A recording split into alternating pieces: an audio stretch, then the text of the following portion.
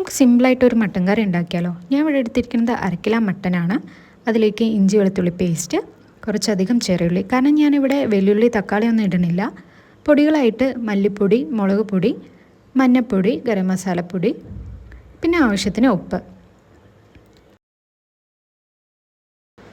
1 glass വെള്ളം കൂടി ഒഴിച്ച് നമുക്ക് വിസിലിട്ടെടുക്കാം.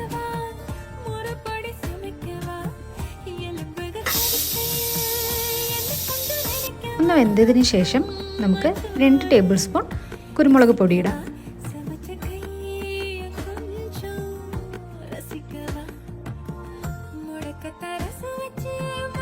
അതൊന്ന് തിളച്ച് വന്നതിന് ശേഷം കുറച്ച് പച്ച വെളിച്ചെണ്ണയും മല്ലിയിലയും കൂടി ഇട്ട് നമുക്ക് ഇറക്കാം.